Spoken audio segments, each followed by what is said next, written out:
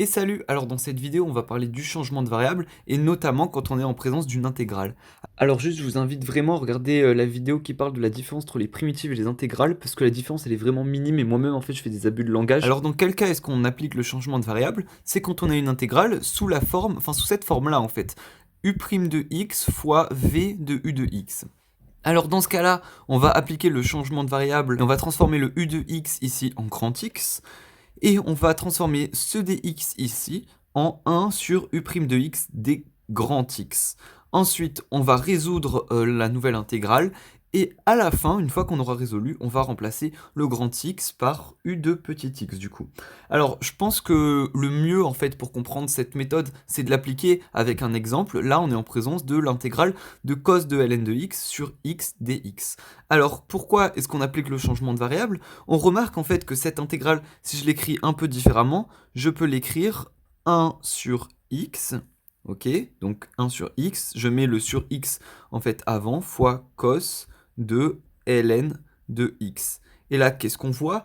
En fait, on voit simplement que on va avoir u de x, ici. Là, on va avoir u' de x. Et là, on aura en fait un cos qu'on va appeler v de x. Enfin, v tout court en fait. Donc du coup, qu'est-ce qu'on a?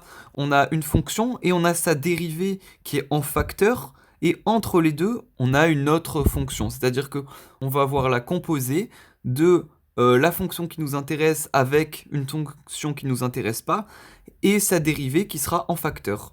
Donc du coup, là, on voit clairement qu'on est en présence de ce cas-là, d'un cas comme ceci, parce qu'en fait, c'est comme si on avait v de u de x, voilà. Alors du coup, qu'est-ce qu'on va faire? Premièrement, on va faire le changement de variable, on va transformer u de x en grand X. Alors u de x, c'est ln de x, donc ce qu'on va faire, c'est simplement qu'on va écrire, du coup, grand X égale ln de petit x. Grand X égale u de x, là u de x c'est ln de x, donc grand X égale ln de x. Maintenant ce qu'on va faire, c'est qu'on va écrire du coup que dx, donc dx, donc étape numéro 2, dx est égal à 1 sur ln de x prime, c'est-à-dire la dérivée de ln de x des grand X. Donc là j'ai simplement recopié cette formule. Et qu'est-ce que c'est que la dérivée de ln de x? Ben, c'est très simple, c'est 1 sur x. Donc là, ça équivaut à dx est égal à 1 sur x de grand X. Ok? Mais qu'est-ce que c'est 1 sur x? Ben, au final, c'est simplement x des grand X. Je passe le X en haut, et voilà. Alors maintenant, ce qu'on va faire, je vais un peu descendre, c'est que simplement, on va résoudre, donc en ayant remplacé. Donc du coup, l'intégrale, elle va être égale à 1 sur X, donc que je vais laisser.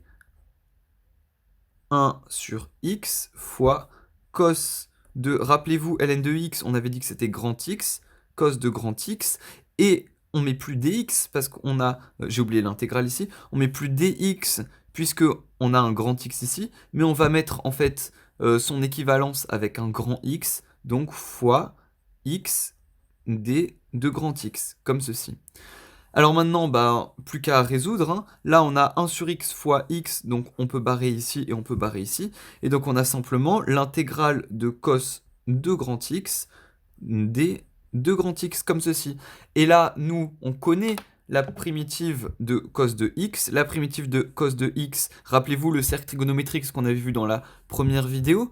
Là, on a cos, là, on a sin. Donc, la primitive de cos de x, c'est sin de x. Donc, du coup, l'intégrale de cos x dx, ça va être simplement sin de x. Attention, de grand X, hein, parce que là, on avait fait par rapport à grand X. Dx, du coup, je ne le remets pas. Et attention également, ne pas oublier la constante, hein, à chaque fois, plus constante, voilà. Et maintenant, il ne nous reste plus qu'à remplacer grand X par u de x. Donc là, on va remplacer grand X par ln de x. Donc ça va nous donner sin de ln de x, de petit x, parce qu'on avait dit que grand X, c'était ln de x. Donc du coup, grand X, ln de x, plus la constante. Et voilà. Donc j'espère que cette vidéo vous aura permis d'en voir un peu plus clair par rapport au changement de variable. Si c'est le cas, petit pouce bleu, ça fait toujours plaisir. Si vous avez des questions, c'est dans les commentaires. Et dans la prochaine vidéo, on refera un changement de variable, mais qu'on voit pas comme ça du premier coup d'œil. Lui, on pouvait un peu s'en douter, on arrivait à le voir, mais il y a des fois où vous allez voir, on ne le voit pas forcément. Du coup, à tout de suite pour la prochaine vidéo.